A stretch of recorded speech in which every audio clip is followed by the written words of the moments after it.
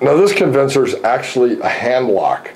I do use this more than the eye lock because people are comfortable locking their hands together when they might not be comfortable in a small room with somebody they've never met before with their eyes closed together. Right. And I use this convincer to simply engage a person in the process. Now, part of a convincer is not really to convince them of anything, but just to engage them in the process. Really, it's the first suggestion. If I give you the suggestion that you're going to hold your hands together and a suggestion that you're going to use the creative part of your mind to create a response, and you follow that, that means you're following my suggestions. And what I'm doing is really conditioning you to follow my lead. Setting a precedent. Exactly. Mm-hmm. And to some extent, hypnosis really is a giant game of Simon Says. And if when you first come to my office, I can involve you in the process and have you follow my lead with some of these things, you're going to follow my lead later on. Right.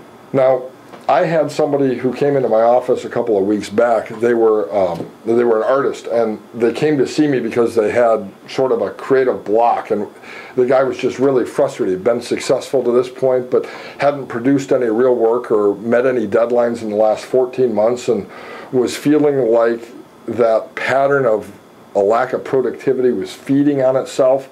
And he came in here saying, hey, I've tried everything to unlock my creativity. Can hypnosis help me? He had heard that it could. And so when he was here, I actually used this convincer with him, and it worked out pretty well. It was really pretty cool. You'll also probably see stage hypnotists use this as well. But this convincer uses the creative part of the mind, again, to produce a response. And I'm not looking for a dramatic response. I'm simply looking for, does a person have a response to the process? Do they taste the candy, or do they feel the candy? Or did they have the sensation of being able to not open the eyes? And when people in my office have those experiences, then they begin to understand experientially how hypnosis works. And so pretend you're an artist and you've come in here to overcome artistic block, and ask me how that's going to be helpful to you. I'm just having a really hard time expressing myself. I can't get my thoughts together. I can't get anything started that I like and finish it. And I just don't understand how hypnosis is going to help me overcome all that.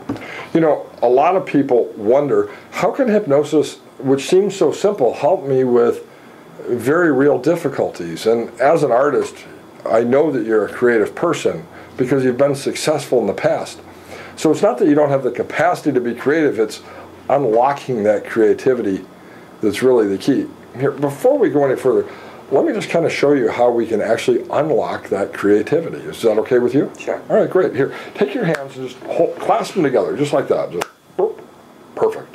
Now, hold those hands tightly together, not so tight that it hurts, but tightly together, and just focus your attention on your hands. You know, part of creativity is really about being able to direct and focus your attention on something. And with your hands clasped together and your attention focused on that, imagine with that creative part of the mind, super glue between those hands, in the palms of those hands, gluing those hands together. Imagine powerful vice grips on the outside of those hands. Feel the left fingers on the back of the right hand, the right fingers on the back of the left hand, and feel those hands being clasped tighter and tighter together, tighter and tighter together. So tight from the super glue and the vice grip that they're stuck tight. Try to pull them apart, but find they become stuck tighter and tighter. Try to pull them apart, but find the harder you try to pull them apart, the stucker and stucker they become. Now, by the way, that hand clap here, that's to break that concentration again. Mm-hmm. Now, what happened there?